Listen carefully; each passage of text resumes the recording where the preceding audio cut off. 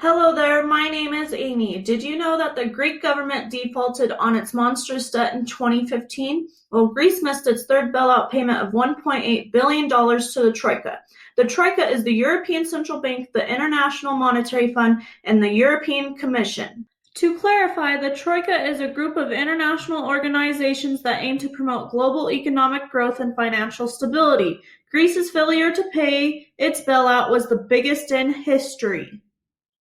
Many believe that Greece's pitfall was blamed for when they entered the Eurozone in 2001, but Greece had been suffering from structural problems before entering the single currency of the euro. So I am here to explain to you how Greece's government got into its huge financial debt before it faced bailouts from the Troika in a macroeconomic perspective. Before Greece gained access into the Eurozone, Greece's economy faced several problems in its deficit and debt from the drachma. Just a reminder, deficit is not the same as debt. Deficit is the government's budget for each year, and debt is accumulated over time, so it is the sum of all deficit and surplus. In the 1980s, Greece's economy and finances were great, with a debt to GDP of 28% and a budget deficit just below 3% of GDP. During the drachma days, the Greek government seemed to perform expansionary fiscal and monetary policies to help boost its economy. Expansionary policy is a policy that seeks to promote economic growth, therefore it is supposed to boost aggregate demand to make up for shortfalls in private demand. The idea of pursuing expansionary monetary policy is to increase the supply of money and quantity of loans, and pursuing expansionary fiscal policy is to increase aggregate demand by increased government spending and cutting taxes. So with both expansionary policies, it would help strengthen Greece's economy by injecting money into the economy with increased spending and cutting taxes to make budget deficits and lowering interest rates. However, these expansionary policies come with risk. If an economy expands too much, it can cause many side effects such as high inflation, high fiscal deficits, and low growth rates. Greece abused their expansionary policies by expanding too much and are now soaring high with expansionary risk I mentioned previously. The Greek government needed money to keep up with the promises that politicians made, and many do believe this is how Greece's excessive amount of spending started. With Greece in such a disaster, the high inflation made the buying power of the drachma to decrease, and the international investors were less eager to invest. So the next step for Greece was joining the European Monetary Union, the Eurozone, and gaining the euro currency to help boost its economy again and help restore its fiscal problems.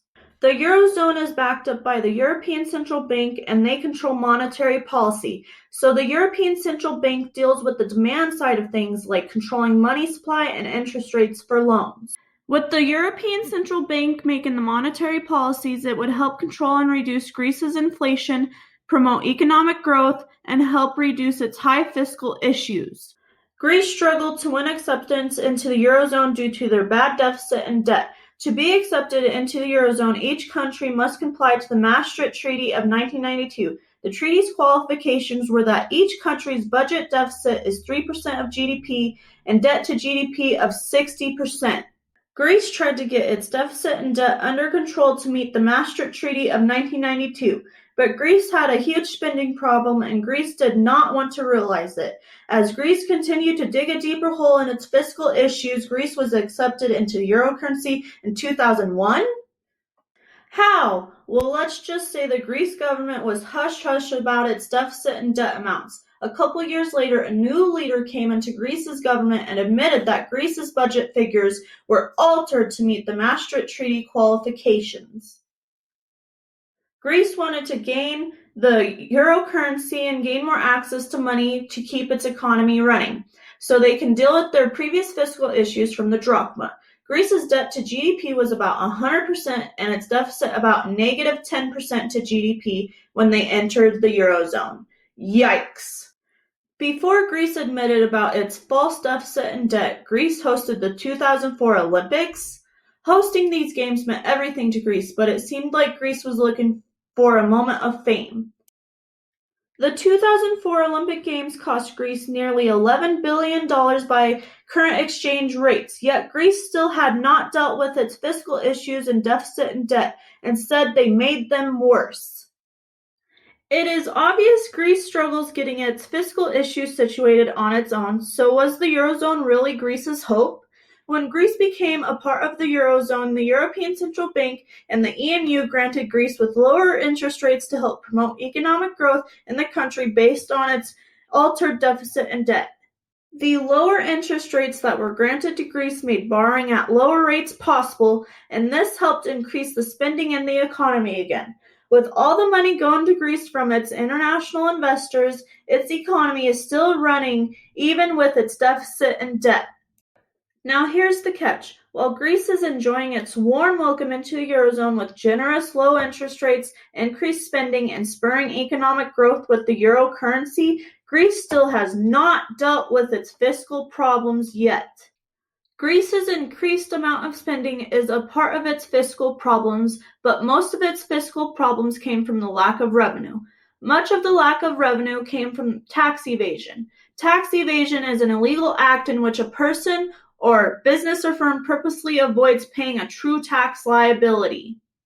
Tax evasion was done mostly by self-employed workers who would underreport their income and they would overreport their debt payments. This made it so much harder for Greece to deal with its deficit and debt, and it worsened even more due to the increased lack of revenue. As the years went by, Greece's government elected a new leader again and revealed again that Greece's deficit and debt were way worse than reported last time, so Greece's economy is still running with all its fiscal issues. Greece's deficit and debt became so high when it was revealed to investors they became very uneasy about loaning more money to Greece when they found out about its once again tampered deficit and debt. So they started to increase their interest rates. The Greek government needed the money to keep its economy going, so it accepted the higher rates. Now Greece's deficit and debt worsened even more. Between the year 2008 and 2009, the U.S. housing market crashed. The world experienced a tiny credit crisis and borrowing stopped. This meant Greece could not borrow any more money, therefore they could not deal with its deficit and debt. So Greece and other European countries entered a recession. With so much deficit and debt, Greece's unemployment hit about 30% because the Greek government could not pay for all the new jobs it created and promises it made with its excessive spending. Finally, that is when the Troika stepped in to help Greece by offering bailouts with very strict conditions. The agreement between Greece and the Troika possessed contractionary monetary and fiscal policies. The contractionary monetary policies would decrease money supply and increase the cost of borrowing, which would help decrease GDP and inflation. Then the Greek government would have to conduct contractionary fiscal policy as part of the bailout agreement, and this would increase taxes and decrease government spending, which would help with its expansionary policy issues. But Greece is still stuck in its cycle of fiscal issues from its previous loans. Therefore, Greece was unable to pay for its bailouts by adding more to their fiscal issues. The excessive amount of government spending, the lack of revenue, and an extreme unemployment rate during a recession were huge factors on how Greece got into so much deficit and debt before its bailouts. Greece's government should have told the truth when it joined the Eurozone, and it probably would not be in such a huge crisis. Thanks for watching, and keep Greece in your thoughts because it's still fighting with its fiscal issues today.